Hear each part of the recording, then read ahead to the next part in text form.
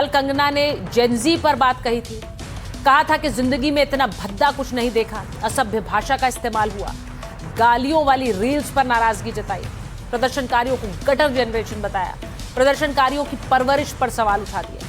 जिसके बाद सीजेपी के प्रवक्ता सौरभ दास ने उन्हें जवाब दिया, कहा कंगना की भाषा अशोभनीय है।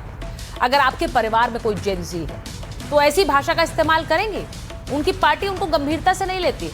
ये शब्द मानसिक रूप से स्थिर व्यक्ति के नहीं हैं। इसी के बाद आज फिर कंगना रनौत ने एक और पोस्ट कर दिया। सौरभ दास के बयान का उन्होंने जवाब दिया। कंगना ने इंस्टाग्राम पर पोस्ट कर लिखा, तुम बेरोजगार और बेकार हो। कंगना के पोस्ट में लिखा था कि मैंने इस व्यक्ति को गूगल किया और ये 28 साल का है, खुद को छात्र बताता है। कैसे? मुझे नहीं पता।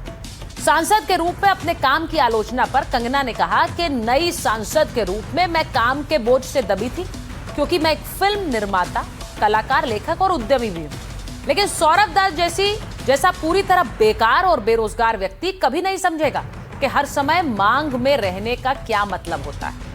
उन्होंने आगे कहा कि प्रिय सौरभ, तुम्हारे मुद्दे व्यक्तिगत, तुम छात्र नहीं हो, सिर्फ बेकार हो। कोई कौशल सीखना शुरू कर दो। तो कंगना रनौत ने अपने सोशल मीडिया पर मैसेज वीडियो शेयर किया और उसके बाद उन्होंने क्या कहा, ये सुनिए। हम लोग नहीं चाहते कि हमारे घर के बच्चों को कोई जो है अपनी अश्लील हरकतों से जो है घर के बुजुर्गों के सामने जो है हमें शर्मिंदगी महसूस कर, हम नहीं इस तरह का बिहेवियर एक्सेप्ट करते हैं, उसको नॉर्मलाइज नहीं होने देंगे। डिसिप्लिन में रहना या मर्यादाओं में रहना कोई चॉइस नहीं है। अगर आपको समाज में रहना है और संविधान के हिसाब से आपको चलना पड़ेगा, जिसका मतलब है कि आपकी आजादी वहां खत्म हो जाती है जहां मेरे नाक और कान शुरू होते हैं। आपको डिसाइड करना है कि आपको कौन अच्छे से गाइड कर रहा है और कौन आपको सही दिशा बता रहा है। उधर कंगना के बयान पर एक्टर सोनू सूद ने अपनी बात रखी। वो शिरडी दर्शन के लिए पहुंचे थे। उन्होंने कहा कि युवा पीढ़ी हमारा भविष्य है, उनका साथ देना चाहिए। अगर कंगना ने ऐसा कहा है तो ये बहुत शर्मनाक है। ऐसा कहा है तो बहुत मुझे लगता है कि शर्मनाक बात है, ऐसे नहीं कहना चाहिए था। और ऐसे ही नहीं बोलते कि तोल मोल के बोल। बड़ा ज़रूरी है कि आप सोच समझ के बोलें, क्योंकि जब तक लोग आपके साथ जुड़े हैं तब तक आप का जो अस्तित्व है वो इस दुनिया के अंदर मायने रखता है। अदरवाइज कोई फायदा। ये जितने युवा लोग हैं वही एक्टर्स बनाते हैं, वही आपको इस मुकाम तक पहुंचाते हैं। जब तक वो आपके साथ रहेंगे तो आप रहेंगे, अगर वो नहीं रहेंगे तो फिर तकलीफ होगी। इस बीच आपको यह भी बताऊं कि कंगना के बयान, आपको याद है कंगना ने सीधे सीधे उन लोगों पर सवाल उठाए जिन्होंने भद्दी भाषा का इस्तेमाल किया। इस बीच दिल्ली पुलिस ने एक्स को एक शिकायत पत्र लिखा है। प्रधानमंत्री पर किए गए आपत्तिजनक पोस्ट हटाए जाए, अभद्र टिप्पणी करने वालों की जानकारी मांगी है, नाम, पता, नंबर जैसी जानकारी देने के लिए कहा है। एक्स अकाउंट के लॉगिन, लॉग आउट की जानकारी भी मांगी। टिप्पणी करने की तारीख और समय का ब्यौरा मांगा है। भविष्य में जांच के लिए एक्स को सख्त निर्देश भी दिए हैं। पोस्ट और वीडियोस को सुरक्षित रखने के लिए कहा गया है। टिप्पणी करने और वीडियो सर्कुलेट करने पर एफआईआर दर्ज की गई। अब अलग अलग एक्स हैंडल्स को नोटिस भेजा गया है। तो ये सब भी इस दौरान हो रहा है। लेकिन इस सब के बीच प्रदर्शनकारियों की भाषा को लेकर खड़े हुए विवाद में अब बाबा रामदेव की एंट्री हो गई।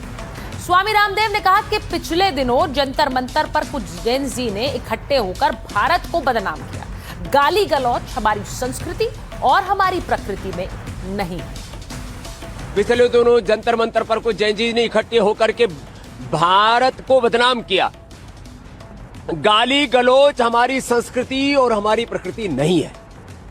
हमने हमेशा बड़ों को आदर दिया है। माता, पिता, गुरु और बड़ों के बताए पथ पर हम आगे बढ़े हैं। अपने बड़ों को आदर दे, गौरव दे और किसी भी प्रकार से कोई असहमतियां हो तो असहमति को भी डेमोक्रेटिक और संवैधानिक लोकतांत्रिक तरीके से, हमारा कॉन्स्टिट्यूशन एक डेमोक्रेसी है।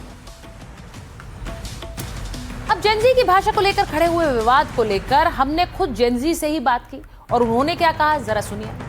अब इतने सारे लोग, जब इतने सारे जेनजी एक साथ मिलते हैं तो एक साथ they form a community and they form a community on the based of memes. So that's why these words like कुछ पूछू हो गए या फिर to make it more maybe connected, okay, to make it more fun, तो ये इस slangs का मतलब होता है। हम ऐसे एक सार्कास्टिक टोन यूज़ करते हैं सो दैट मतलब इट इज़ नॉट वेरी मतलब ऑन द नोज ना, कि हम किसी को डायरेक्टली डिल्यूशनल नहीं बुला सकते हैं क्योंकि वो बहुत ऑन द नोज हो जाता है और फिर इंसान किसी भी मतलब डिफरेंट तरीके से या एंगल से उसको देख सकता है। इसलिए हम लोग ऐसे मतलब फन लैंग्वेज यूज़ करते हैं या थोड़ा सार्कास्टिक टोन में सब कुछ बताते हैं। जेन जी है, भाषा तो अलग होगी, थोड़ी अलग भाषा तो होगी। अब बच्चे हैं, मज़े तरीके से बोलते हैं ताकि सब उस चीज़ में इन्वॉल्व हो, मज़े ले उस चीज़ का। और अब बात करते हैं कांवड़ यात्रा की, जिसकी तैयारियां Delhi to UP to Uttarakhand नजर आई। इन सब के बीच सबसे ज्यादा चर्चा योगी आदित्यनाथ के उस महादेव कवच की है जो कि उत्तर प्रदेश में उन्होंने तैयार किया है। मैं वो तस्वीरें दिखाऊं उससे पहले आपको पौड़ी गढ़वाल की तस्वीरें दिखा देती हूँ, जहां कांवड़ यात्रा में सुरक्षा, शांति और शिव भक्तों के लिए व्यवस्था सुनिश्चित करने के लिए पुलिस और अर्धसैनिक बलों ने लक्ष्मण झूला में फ्लैग मार्च किया। ये जो तस्वीरें आप देख रहे हैं, लक्ष्मण झूला के पास ये फ्लैग मार्च पुलिस का था, क्योंकि यहां से होकर कांवड़िए गुजरे उसके लिए सुरक्षा सुचारू होनी चाहिए।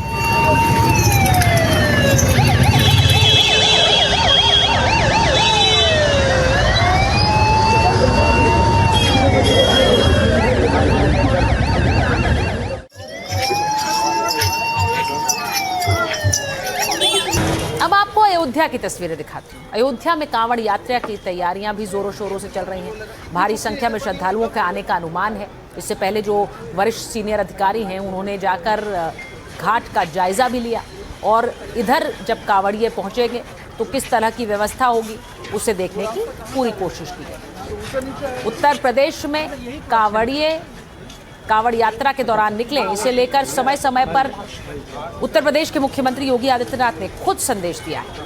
तो एक तैयारी तो सुरक्षा व्यवस्था की है, वहीं दूसरी तरफ हापुड़ की तस्वीर दिखाती हूँ। हापुड़ की ये तस्वीर देख लीजिए, जो सुरक्षा व्यवस्था की तस्वीर है, और इसी के साथ आगे आपको वो तस्वीर भी दिखाऊंगी जो रूट पर कैसे जगह जगह खाने पीने का सामान किस तरह से मिलेगा, किस तरह से वहां शराब की दुकानों को समय से पहले ढक दिया गया है, वो तस्वीर भी दिखाऊंगी। लेकिन ये हापुड़ की तस्वीर है जहां पुलिस कर्मियों ने जायजा लिया। तो कल से कांवड़ यात्रा की शुरुआत हो रही है। यूपी में यात्रा के लिए सुरक्षा के सख्त प्रबंध किए गए हैं। मुजफ्फरनगर, मेरठ, संभल, यहां पर प्रशासन अलर्ट है। संवेदनशील जिलों में अतिरिक्त फोर्स तैनात की गई। सीसीटीवी, ड्रोन कैमरों से निगरानी की जा रही है। यात्रा रूट पर मीट की दुकानों को निर्देश दिया गया है कि सभी मीट दुकानों को बंद करने के लिए कहा गया है। अगले आदेश तक दुकानें बंद रहेंगी। मुरादाबाद में शराब की दुकानें ढक गई हैं। हापुड़ में ढाबों के सत्यापन के आदेश जारी किए गए हैं। 30 जुलाई से पहले सत्यापन पूरा करना ही होगा। QR कोड स्कैन कर पहचान की पुष्टि की जाएगी। सही नाम और रेट लिस्ट लगाना अनिवार्य होगा। कांवड़ियों के लिए जगह जगह पर शिविर भी लगाए गए। ट्रैफिक और सुरक्षा के विशेष इंतजाम किए गए। रूट पर कंट्रोल रूम से 24 घंटे मॉनिटरिंग की जा रही है। आपात स्थिति के लिए क्विक रिस्पॉन्स टीम भी तैयार की गई है। तो जो आप तस्वीर एक देख रहे हैं इस ग्राफिक के जरिए, कुछ उसी तरह की तस्वीर उत्तर प्रदेश के अलग अलग जिलों में है। अब मैं आपको यह भी बताऊं कि पिछली बार की तस्वीरें अगर आपको याद है तो इस तस्वीर को आप सीधे समझ लेंगे। मेरठ में फिर से वो पर्दा मॉडल देखने को मिला है जो पिछली बार कांवड़ के दौरान दिखा था। ऐसी ही तस्वीरें सामने आई थी। इस बार कांवड़ रूट पर मौजूद जो शराब की दुकानें हैं उन पर पर्दा डाल दिया गया।